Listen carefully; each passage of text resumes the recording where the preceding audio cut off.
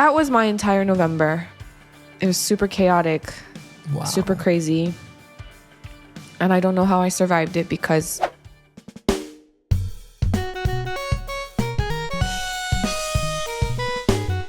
Welcome, beautiful people, to the Lost and Local podcast. We're Adam and Hannah, two Korean citizens who grew up abroad and are now just figuring out life. Join us as we share stories and our honest perspective on what it means to be lost and local. All right, Hannah. Well, this has been a crazy few months. I can't believe that we're finally pressed the record button and are back on the saddle again. Yay! I have to say that I really miss doing this. Yeah, I did too. It's definitely been a minute, but I think that we both have pretty good alibis on why breaks were taken. Alibis, indeed. Yeah, so I looked at our last recording when we actually recorded together. This was a remote podcast that we did back on October 17th between just you and I. Oh, so, my gosh. Of course, you're still in India and I'm in Seoul, South Korea. But we did have podcasts that were recorded since then, and you were in a couple of them, but they were some previously recorded podcasts. But it is so nice to be back and getting to catch up with you in life.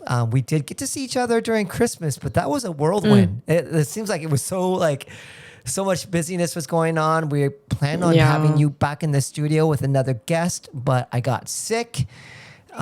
These days I've been a little weak sauce, but we'll talk about that later. Anyways, Adam, before we move on, I just wanted to say thank you so much for carrying the podcast for the past 3 months. Yes. I know and I'll share in a minute, but there was a lot that happened and Adam was so gracious and so understanding. And it's not easy doing a solo podcast. I don't know how vloggers do it. Like you just look at the camera and you just keep talking by yourself. There's no back and forth and synergy.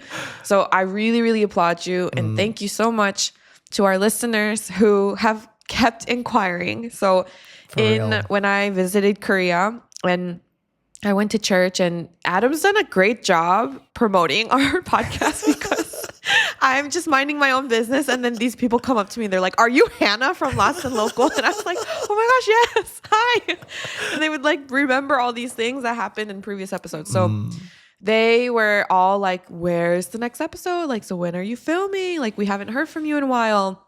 And also when I came back to India, my church friends are like, "So is the podcast still happening? What's going on?" And so a lot of people are curious. They are wanting to know what's going on with both of us. So I'm so glad we're resuming this. Yes, for real. I am super happy. And with that being said, I guess we could just jump right into the podcast. Yeah. We've got a couple of things that we want to do to update our audience, and we will get back into a rhythm of weekly podcasts. But for now, I think we got to give the people what they want. And I think they want to hear what in the world has been going on with Hannah for the last, 3 months? Yeah, 3 months. 3+ months or something like that. So, yeah, indeed. So I'm all ears, and I think our audience is too. Give us an update, Hannah. Wow, here's the update. But the funny thing is, in hindsight, it really was crazy. But I because I didn't know what was going to happen, I think I just ran with it. And my friend jokingly said that this first semester in India, it was basically this Netflix show where you say it's the season finale. And then the next episode is, this is the season finale. And you just keep going because every episode feels like a season finale and it wouldn't end. Okay, but here's what happened. So on a random Wednesday evening in November, I'm just at my regular Bible study with my church. And we're wrapping up. It's about 9:30 p.m. and we're all just gathering to pray. And I suddenly get a call from my downstairs neighbor. And I just didn't pick up because we're about to pray. And I was like, oh, if it's not something urgent, I'll just text and we'll get back to it. Then immediately I get 2 more calls from my neighbor and I'm like, I hope they're okay. It seems like something's urgent. And still, I don't think it's related to me. I think it's more about them and like me needing to help them. But I'm not physically at my apartment. So I was like, okay, there's nothing I can do. And as we're praying, then I get a call from my supervisor at work, then the landlord, then the man who manages like the housing for expats, back to my neighbor. And it's just like a succession of calls. And then I'm starting to get a little nervous and it feels like something happened. So I'm like, okay, I need to excuse myself. Everyone's praying and I'm like, I'm going to excuse myself, go to the kitchen and pick up. And the call that came was my supervisor. So I was like, hi, what's going on? And my supervisor says, are you okay? Where are you? And I'm just like, oh, I'm at a friend's house. Why? What can I do? What can I help you with? And she says, oh, good that you're like not at the apartment. Your apartment is on fire. Oh my God. And I'm like, whoa, a fire. Wow. Okay. Like, what do I do? Like, what's going on? And I'm just like trying to ask questions because I'm wondering if I set off the fire because Delhi air pollution got really bad around October. So I just left my air purifiers on in the house. And people have told me like it shouldn't be a problem, but you never know with like electrical things. So I'm a little worried. Like, did I set the fire off? Did one of my air purifiers do something? Like, did it catch on fire? Oh no! Like, is it me? And I'm just trying to ask questions, and my supervisor doesn't know the details. And then they're like, "Oh, someone is calling me right now, so I can't answer. But I'm glad you're safe. Just stay where you are until you get further instructions." So I was like, "Okay." So I hung up and I go to the living room and everyone's done praying and they're like, Hannah, what's going on? And I'm like, oh, my apartment apparently is on fire. I'm just like, the kids these days are like, oh, you're way too nonchalant. But I was just like, I mean, what can I do? Like, I'm not a firefighter. I'm not a fire expert. I don't know what to do. I'm just going to stay put and, just stay chill. And I was so thankful that this group of people, they just stayed with me until I got picked up, which was about like 2 hours after that. That's pretty late. Like 11:30 on a weeknight is late. Some of these people have kids. And I was like, you should go home. Like, I should leave so that your kids can go to sleep. And they're like, no, don't worry about it. Like, it's just one day. Like, what is one day going to affect our kids? Like, and they were just so gracious in hosting me. And they were like giving me clothes to wear because I had nothing on me, right? I just had I had my lunch boxes from lunch that day and the clothes I was wearing. So I had nothing and they were just, like packing a bag for me. So I felt very safe and loved in that moment, which I'm so thankful for. And I think it was also sort of a testament to how it feels to be a person of faith. Because I think if I was not a person of faith, this house, this apartment and my belongings would be my everything, right? And to think that that's all gone in one instant is devastating. But because I'm a believer and because I'm lost and this is the 3rd country I've been living in 3 years, I've gotten rid of a lot of items. Like, I've done a lot of deep cleaning, and I've also come to realize that nothing like these materialistic goods at the end of the day, they don't really matter. And like, you can live without it. You can always replace things. Like, even something as important as a passport, you can always replace it. So why worry about things that are replaceable? And so I was very calm and I was like, okay, like, we're fine. Let's just continue waiting until I get called back. And I felt really nice, like, despite the situation. And then they put me at a really nice hotel because the funny thing is, there's a certain date that's very auspicious in India where the wedding season starts. Oh. So everyone wants to get married during this lucky season, and that happens to fall around November, December. And so almost all the hotels were booked out. Okay, I understand now. Yeah, like the affordable hotels were booked out. And so Wow. there's one 5-star hotel in the middle of Delhi that can take us. Oh And my they gosh. had like a connection with our school. So even though I didn't have my passport on me, they're like, "Oh, we will use your school's name as like, collateral or like whatever to verify that you are safe to like use our hotel." So I'm like, carrying my bag of like all these things that my church people packed me. I'm at this really nice hotel. I was like updating all my friends and family and my parents too. They're like, I mean, we don't know what to tell you. We've never experienced a fire. And like, I don't know, like, are you safe? And I'm like, yeah, I'm very safe. Same thing with my church people. Like, even though they've lived in Delhi for like 10 plus years, none of them have experienced a fire or known anyone who experienced a fire. So it was very new to them too. So we're all just kind of like, we don't know what to do. We're just, we're just gonna ride the wave. Okay. So that first night was fine. Let me interject. Yes. So, I mean, Hannah was at a Bible study prayer night when this happened. So she was with other believers, and I'm sure that probably helped keep her morale up because she was by herself. But I have to say that is not probably normative and how most people respond when they hear that their whole apartment is on fire. I mean, I would like to consider myself a person of faith, right? But I don't know. I don't know if I could respond the way you did. So I have to give you props that I am impressed that, because I remember when you told us, when you reached out back in November that this happened, I remember like my wife and I looked at each other and like, oh my gosh, we're so thankful you were weren't worried at for the me. apartment whenever it actually happened. But yeah, that's very, very, I guess encouraging to hear like how you responded, because I think I would have been a lot more hectic and frantic. But anyway. Yeah, I'm very thankful I kept calm. But I mean, the panic came later. But the day of, I was very calm.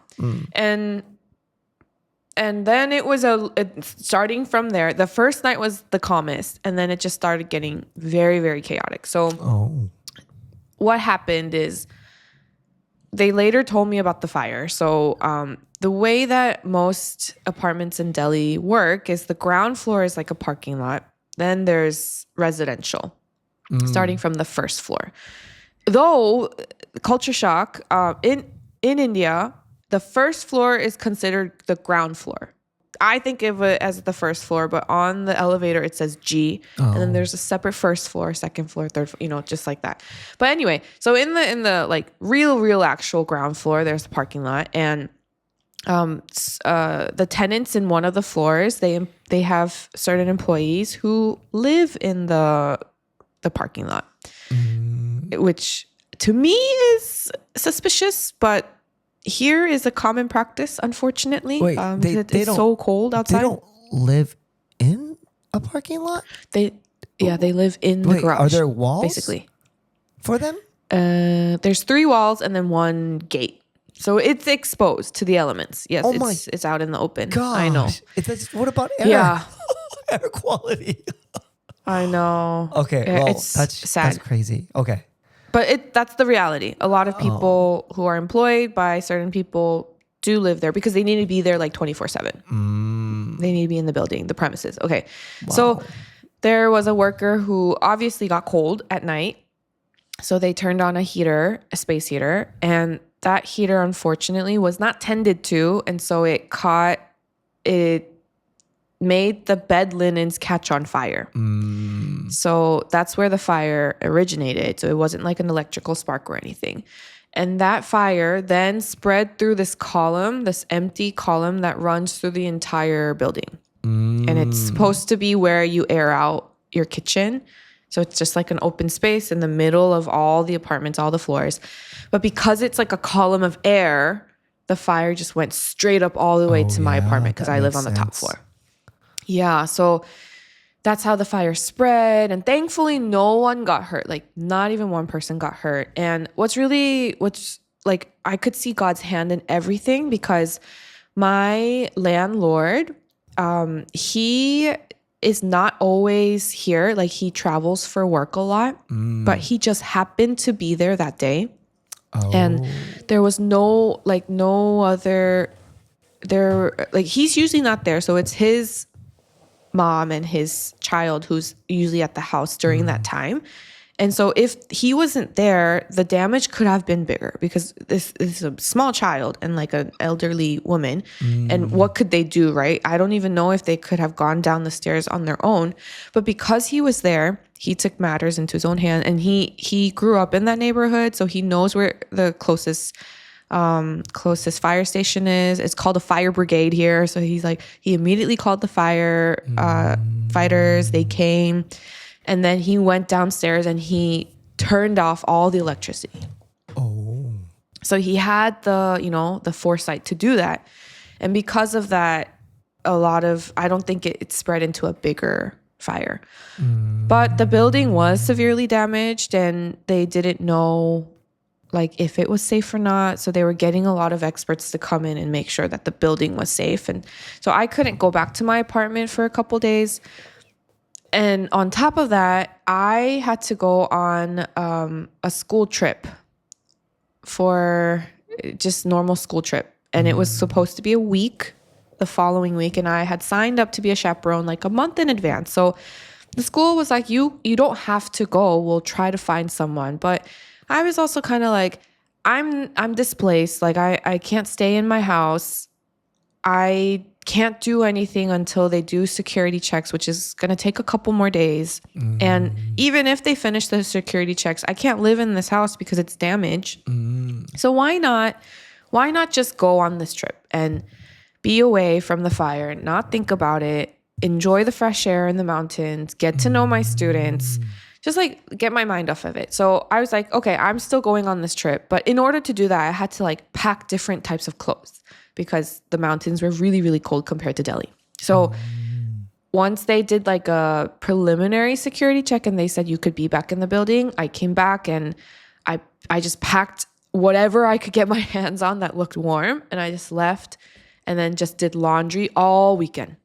And the smoke smell, it won't leave for a while. Yeah. I think I had to run my clothes like 3 times each. Oh my gosh.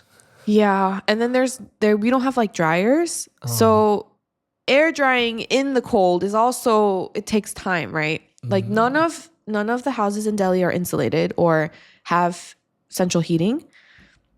It's built for like hot climates.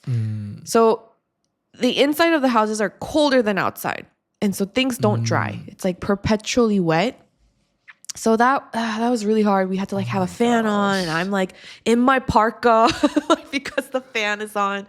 So that was like the first couple days. It was chaotic, very chaotic. And all I could do was just update people and be like, sorry, like I can't do XYZ. This is going on. And like I had so much support, overwhelming support from so many people, like my church people, my coworkers, everybody was very, very supportive. But at the end of the day, like I have to do the laundry, right? No one's going to do the laundry for me. Like I have to be thinking about XYZ. Other people can't do it for me. So it was a little overwhelming. And then I went on the trip, came back, and then it was grading season. So we have to turn in all these grades. I have like 90 something students, and I had to grade everyone's by a certain date. Oh. So as soon as I come back from this trip, I was just in like work mode. Like I have to turn this by this date. Let me just grade. So that was going on at work, and then another like the crazier part is, they initially said my apartment was going to be fixed in 1 week, which I was very skeptical about, seeing the damage. And then when the week came up and I was back from this break, they're like, oh, sorry, it's going to be another week. But remember, it's wedding season, so there's not that many hotels available. So they put me in this small hotel near the school. And then we had something called graph 4, which is the air quality went over 400, which is not good.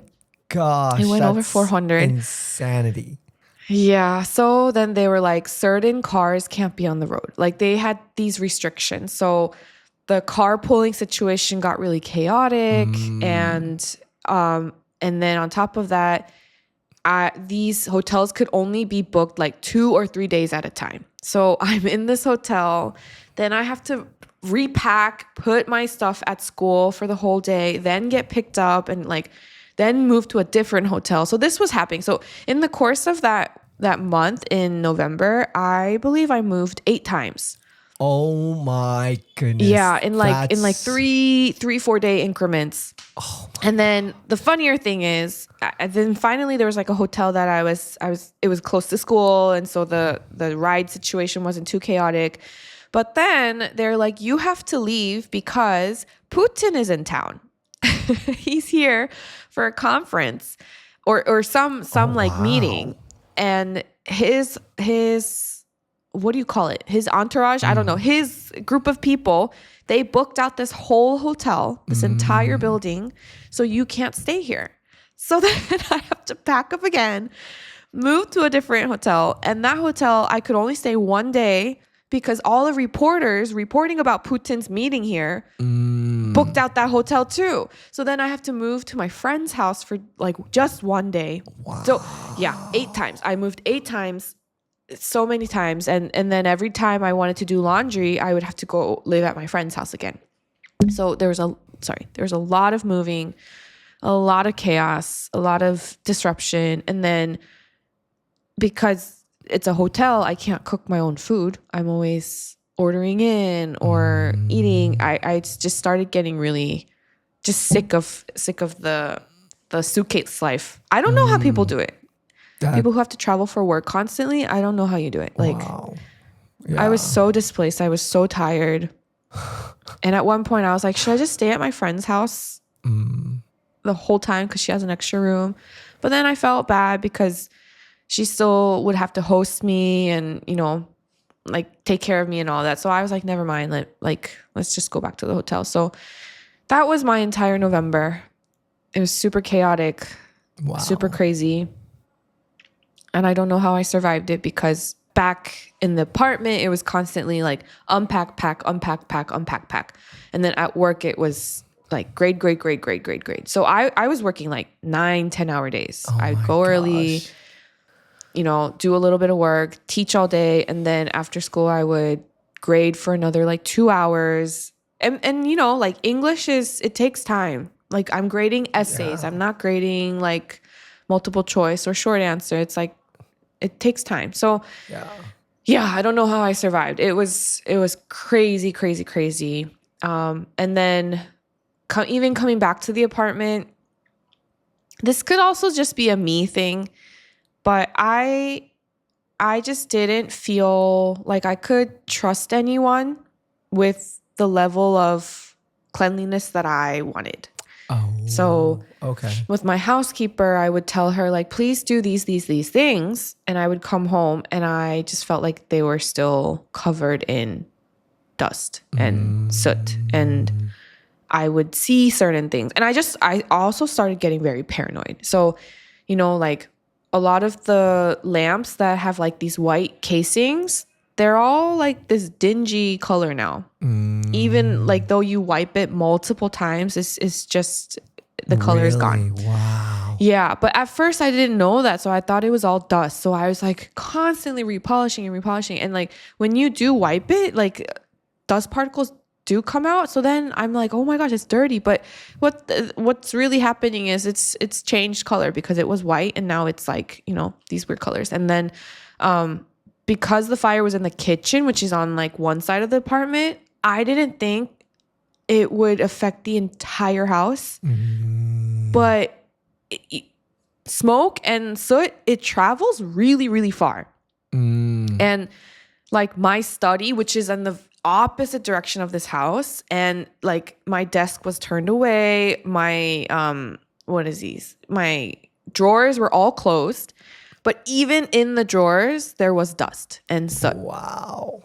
And so like the cleaners that were hired to clean it, they're not checking these crevices, right? Like the closet behind me, I've never opened this closet. And then inside the closet, there's like drawers too. So and then there's a door here. So there's multiple layers, and yet you can still find things when you open. Like it's just crazy how much damage a fire causes. Oh my gosh. Yeah, it's crazy. And then on top of that, the air quality was so bad outside that ChatGPT was like, it's better to just not air out your house. Like, it's better to just smell the smoke particles than to be exposed to micro pollution. So I know, that's insane, because like most places you could just air it out in most parts of the world, but it's like actually it's worse outside.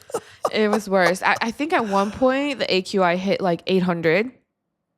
So definitely not safe to open.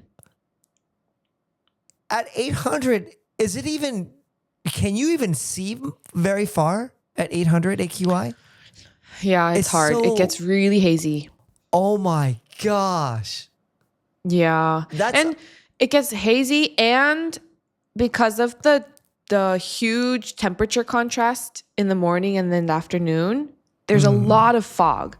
So during Christmas break, my flight was in the evening, like early evening, around like 6-7 p.m. So the fog didn't affect me, but everyone who had a flight starting 9 p.m. all the way to 6 a.m., their flights all got delayed because of the fog. God. So that's like another geographical obstacle in Delhi. Wow. That's, oh my gosh. That's insane. I didn't know that it could get up to 800 AQI. Yeah. Oh my gosh. That's insane. Oh my God. It is insane. So you survived though, because we saw you in Christmas and you were alive. I don't know if you were alive and well, but you were alive. So the funny thing is, Adam, that day I got back, I flew into Korea. I arrived at 5 a.m. Okay. So it was a red eye, which is very painful, and it took an hour to get to where my parents live, and then I slept 19 hours that day. I think I was so exhausted from the past 2 months, and I didn't let myself relax, because you were just in survival mode. Yeah, survival mode. Like after grades, then we have to think about wrapping up the semester, and then I had to move all my stuff back in, but I had to clean. Like it was just so chaotic. Even up to the last day I was flying out, I didn't. And then I I want to buy gifts for people, so I have to go Christmas shopping. I think I participated in 4 Secret Santas. I was like, oh my God, I have to go get gifts. It's just so crazy. So I think I was exhausted. So that first day I got in Korea, I lost it. I only had 16 days, like a week and a half in Korea, and I already used up 1 day. I was so sad. Yeah. Oh my gosh. That's crazy that you could sleep 19 hours. Me too. I was very surprised. Wow. But your body needed it, so. I guess so. Oh, wow. What a story and a turn of events for you. I know. I remember hearing about it back in November, and I'm trying to keep up the podcast, but I'm just like, oh my gosh, that's and now that I hear all the details behind it, you're moving all the time and you're trying to create papers, and then you're dealing with dirty clothes, and oh my gosh, I'm just tired thinking about what you just shared. Yeah. Wow. That's, well, I mean, at least you're alive. I am. At least I'm alive. But also, I'm a very skilled packer. I've been, I'm sure. Since I was 14, right? Since I was 14, I would fly internationally at least 4 times a year. So I've been packing and unpacking, and I have a system, I have a rhythm. And even with that system and rhythm, I was so sick of it. And when I went to Korea, so the type of person I am, I'm very type A. So as soon as I land, I need to unpack and put the suitcase away. That's how I cope with